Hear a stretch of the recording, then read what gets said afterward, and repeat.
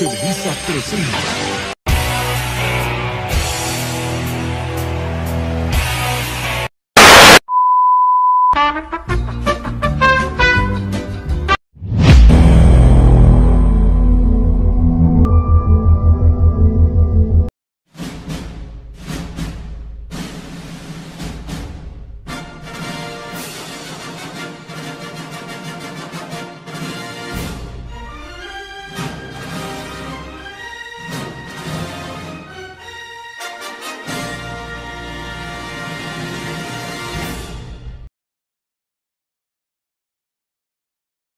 Para comenzar, la independencia fue un conflicto de 11 años, de 1810 a 1821. Fue un movimiento social y político.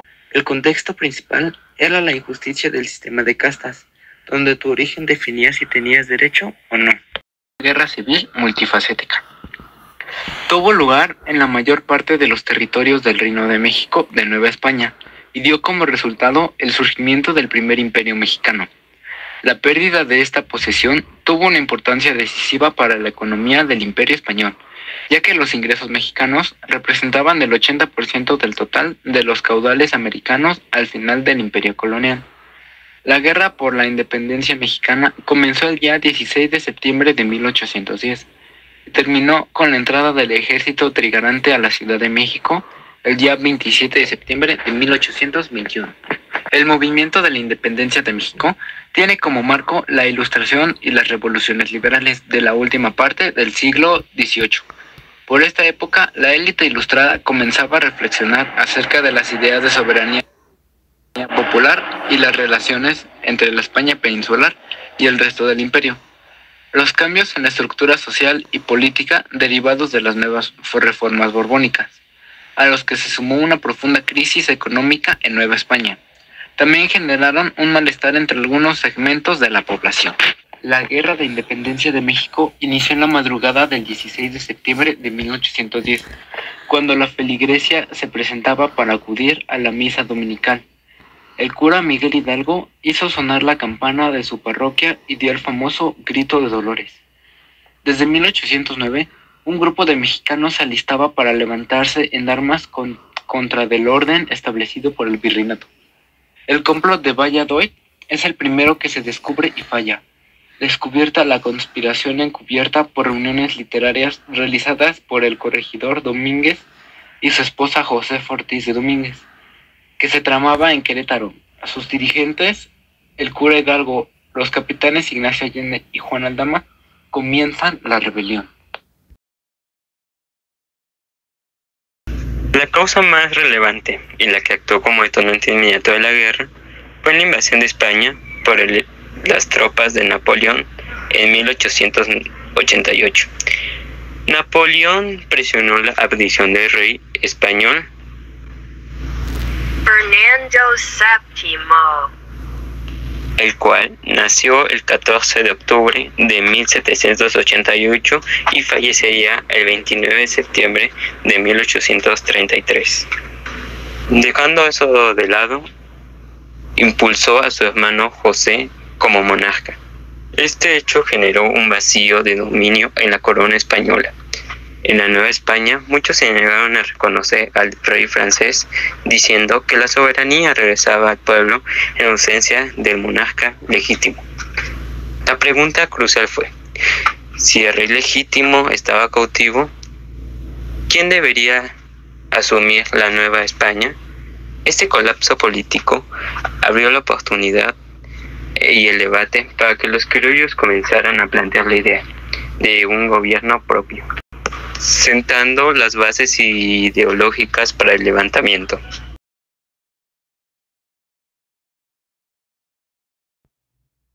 Dentro de la Nueva España habían dos grandes problemas que tenían al territorio a punto de explotar. El primer de estos problemas era el conflicto social entre criollos y peninsulares.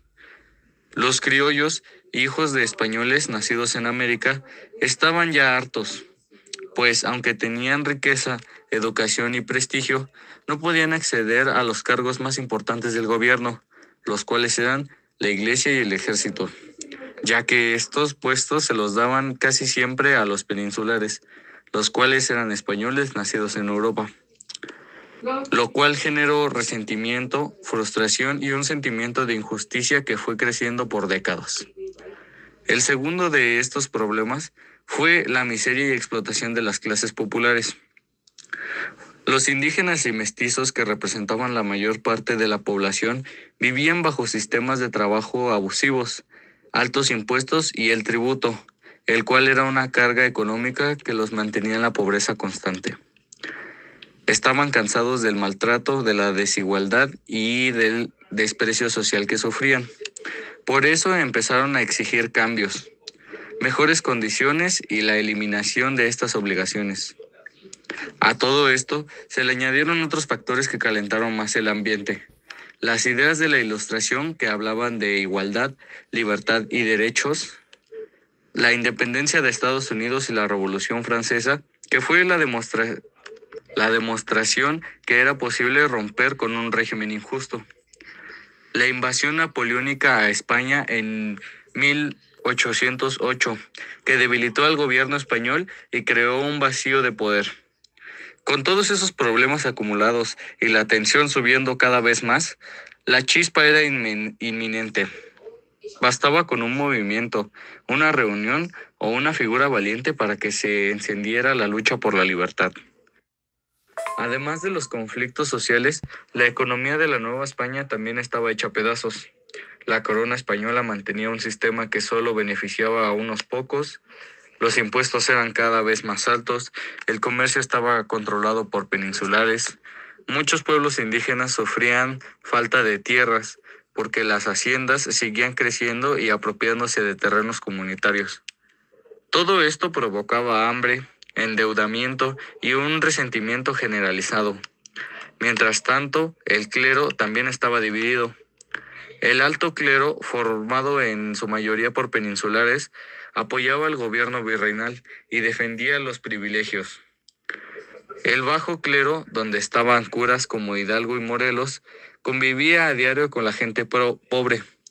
Veía sus problemas y empezó a simpatizar con las ideas de cambio y justicia. Este choque de intereses, sumado a los abusos y la desigualdad, hizo que muchas personas, desde criollos educados hasta campesinos o artesanos, empezaran a imaginar un futuro distinto. La inconformidad ya no era cosa de unos cuantos. Toda la sociedad estaba a punto de estallar. La lucha por la independencia de México no comenzó de un día para otro. Fue el resultado de un proceso largo en el que participaron distintos grupos inconformes con el dominio español. Uno de los antecedentes más importantes fue la conspiración de Querétaro, un movimiento secreto que surgió en 1810. Entre sus participantes destacaron Josefa Ortiz de Domínguez, conocida como la Cual Regidora, así como Miguel Hidalgo, Ignacio Allende y Juan Aldama. Estos personajes se reunían en casas privadas bajo la excusa de tertulias literarias, pero en realidad planeaban un levantamiento armado para buscar la autonomía de la Nueva España. La conspiración fue descubierta por las autoridades españolas cuando informantes alertaron sobre las reuniones. Josefa Ortiz, encerrada en su cuarto por su propio esposo, para impedir que logró avisar a Hidalgo y Allende golpeando el suelo y enviando un mensaje clandestino. Ese aviso fue decisivo para adelantar los planes. Tras descubrirse la conspiración, Miguel Hidalgo tomó una decisión histórica que daría inicio formal al movimiento en la madrugada del 16 de septiembre de 1810, en su parroquia de Dolores. Realizó el acto conocido como el Grito de Dolores. Ahí llamó al pueblo a levantarse contra el mal gobierno, invitándolos a luchar por la justicia, la igualdad y la libertad. Este hecho detonó el levantamiento que originalmente estaba planeado para octubre, pero que debió adelantarse para evitar que todos los implicados fueran arrestados. A partir de ese momento, el liderazgo de Miguel Hidalgo y Costilla se volvió fundamental. Aunque era sacerdote, se transformó rápidamente en el líder de un enorme ejército popular, compuesto por indígenas, campesinos, artesanos y personas hartas del sistema colonial. Hidalgo, junto a Allende, Aldama y otros insurgentes, recorrió importantes ciudades del Bajío, reuniendo miles de seguidores y generando un movimiento que cambió completamente la estabilidad del virreinato. Su capacidad para movilizar masas y encender el espíritu insurgente fue determinante para el éxito inicial del movimiento. Sin embargo, esta primera etapa no duró mucho. A pesar de los avances iniciales, el movimiento insurgente sufrió divisiones internas y errores estratégicos. Eventualmente, Hidalgo, Allende, Aldama y otros líderes fueron capturados en 1811. en el norte del país, después de que uno de sus propios soldados los traicionara. Fueron sometidos a juicio y finalmente fusilados en 1811, marcando el fin de la primera etapa de la independencia. Aunque su muerte fue un golpe fuerte para el movimiento insurgente, su legado quedó sembrado y permitió que otros líderes continuaran con la lucha en los años posteriores hasta lograr la independencia en 1821. Si bien Hidalgo enfrentó desacuerdos internos, especialmente con Allende, quien tenía una visión más militar y disciplinada, su papel como líder inicial de la insurgencia es indiscutible. Él fue quien logró transformar un plan secreto de conspiración en un levantamiento nacional que puso en jaque al gobierno virreinal y cambió para siempre la historia de México. Bueno, yo les voy a hablar sobre una de las etapas más importantes del movimiento de independencia de México, específicamente la etapa encabezada por Miguel Hidalgo. Para empezar, es importante entender que este periodo se caracterizó por ser un levantamiento popular, es decir, un movimiento en la que participaron muchas personas del pueblo, como indígenas, mestizos, campesinos, artesanos.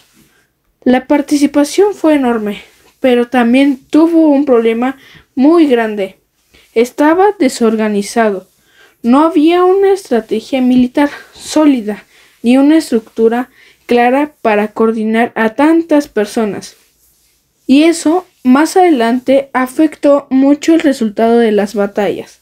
A pesar de esa desorganización, había un objetivo social muy fuerte y muy claro. Miguel Hidalgo tenía una intención que iba más allá de solo separarse de España. Él quería transformar la sociedad. Entre sus metas estaba lograr la abolición de la esclavitud. Eso era muy importante, porque en esa época aún existían personas esclavizadas en la Nueva España, y su trato era completamente injusto. Miguel Hidalgo buscaba que todas las personas fueran libres y que tuvieran los mismos derechos. Este objetivo social fue tan relevante que incluso después de su muerte siguió influyendo en el rumbo del movimiento. Sin embargo, aunque al principio el movimiento creció muy rápido y logró reunir a miles de personas, la falta de organización militar comenzaron las consecuencias. En 1811 ocurrió un momento decisivo, la batalla del Puente de Calderón. En esta batalla los insurgentes fueron derrotados por el ejército realista, que estaba mejor armado, mejor entrenado y más organización. Esta derrota marcó un antes y un después en el movimiento, porque debilitó muchísimo al ejército insurgentes. Después de esta derrota, los principales líderes de esta etapa, incluyendo a Miguel Hidalgo, fueron capturados, mientras intentaban reorganizar el movimiento.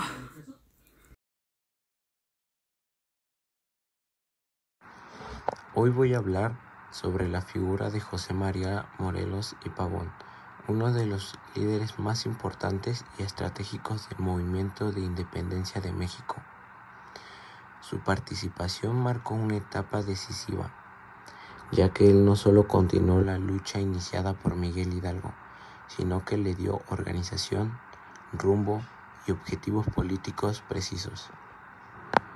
Para empezar, es importante recordar que después del levantamiento de Hidalgo en 1810, el movimiento insurgente enfrentó varios retos: falta de disciplina militar, desorganización y ausencia de un plan político estructurado.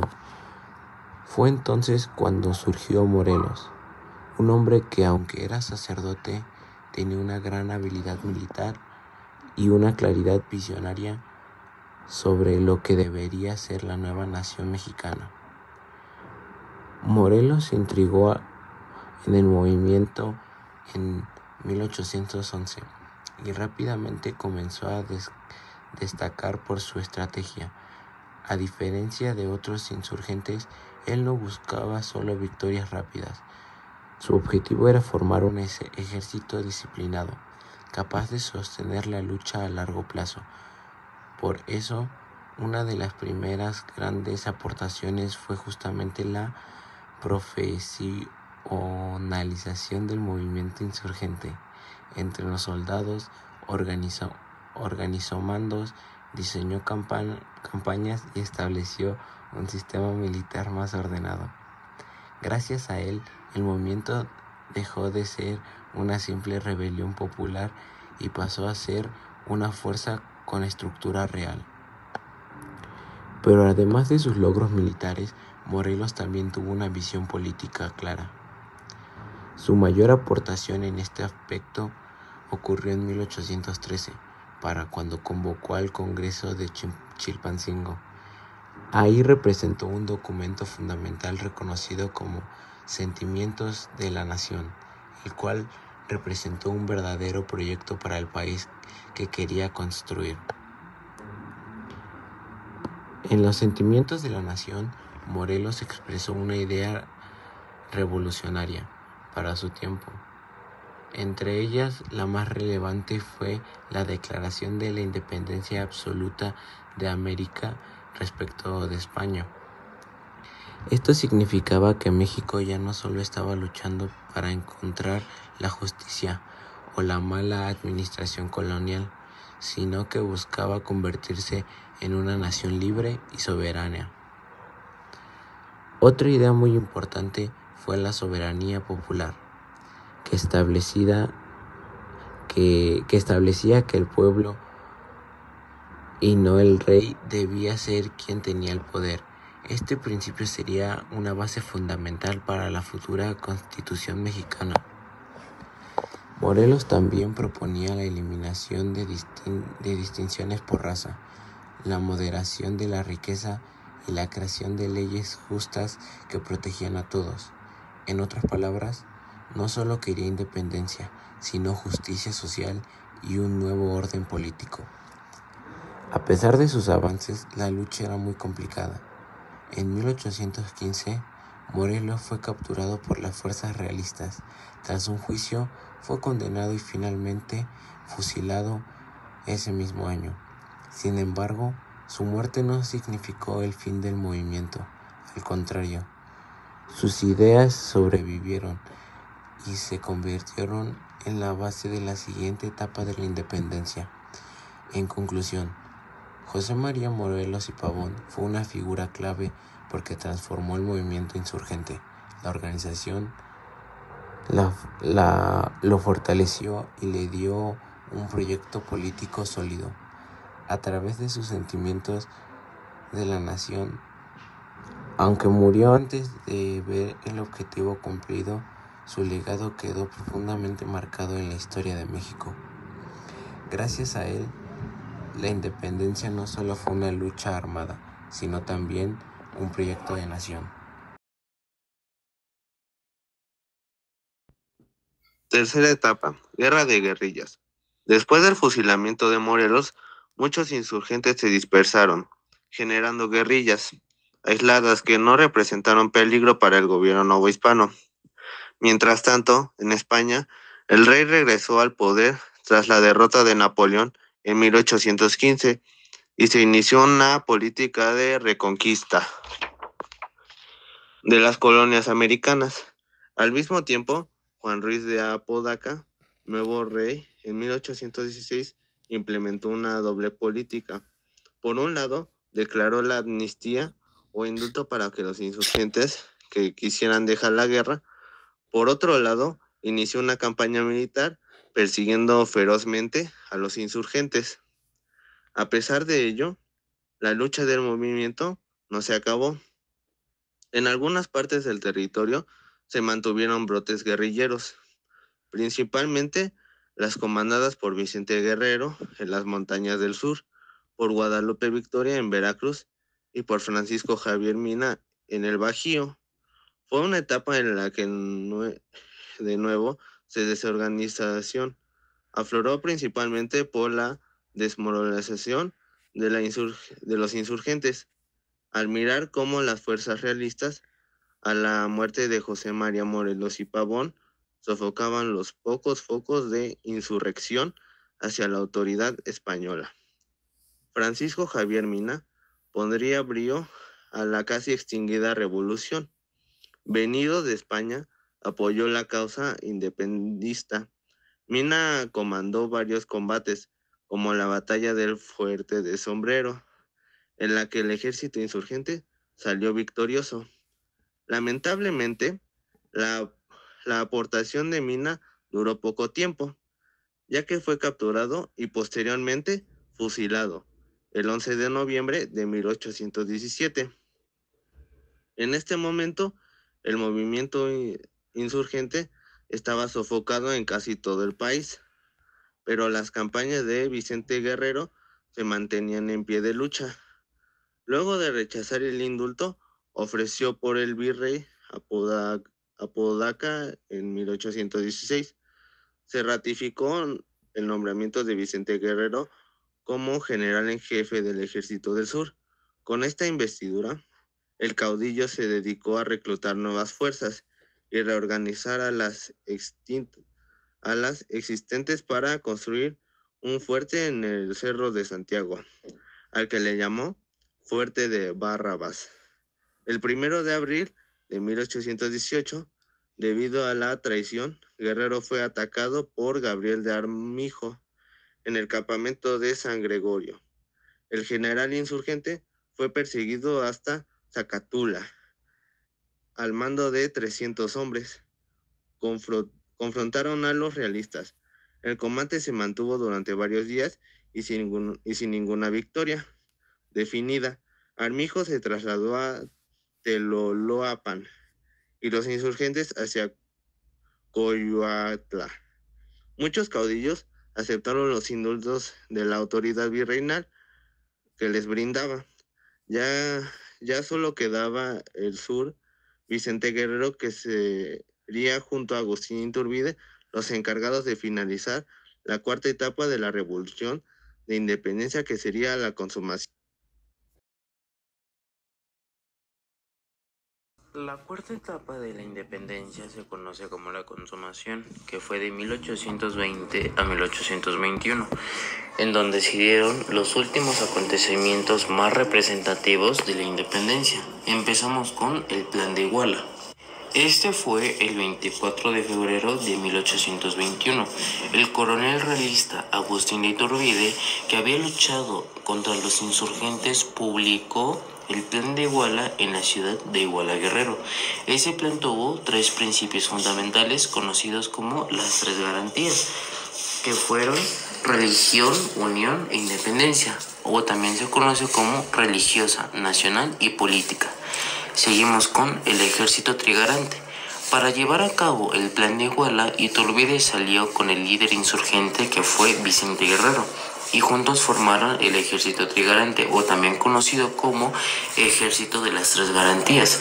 Este ejército se convirtió en la fuerza principal de la lucha por la independencia y tuvo un rápido crecimiento, ya que recibió ayuda de tanto como insurgentes y realistas que vieron la oportunidad de la independencia que tanto anhelaban. Seguimos con el Tratado de Córdoba. Ese fue el 24 de agosto de 1821, que reconoció oficialmente la independencia de México. Y de esta manera pasamos a los últimos acontecimientos, que fue la entrada triunfal, entrada del ejército trigarante a la Ciudad de México. Esto fue el 27 de septiembre de 1821. El ejército trigarante, liderado por Iturbide y Guerrero, entró a la Ciudad de México sin encontrar resistencia alguna. Al día siguiente, el 28 de septiembre, se proclamó la independencia de México en la Plaza Mayor de la ciudad y se formó una junta provisional gubernamental presidida por Iturbide. Ahora comentaremos las consecuencias o las secuelas que dejó la independencia, que fue la proclamación de la independencia. México se convirtió en un estado independiente, rompiendo sus lazos con España. 2. Formación de un imperio. Se estableció un imperio constitucional con Agustín de Iturbide como emperador en 1822. Aunque este régimen duró poco tiempo y fue sustituido por una república en 1823. Cambios políticos y sociales. Se iniciaron procesos de cambio político y social como la abolición del sistema de castas y la recreación de una nueva constitución.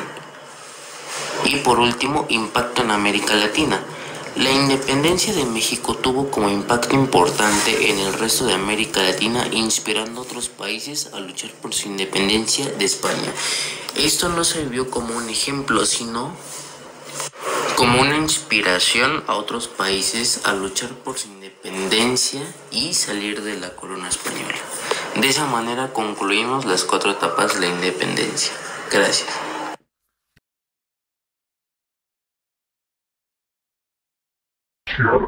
En MP3. Si no le contesto se desespera. Piensa que con otro estoy haciendo lo que le hacía ella. En MP3.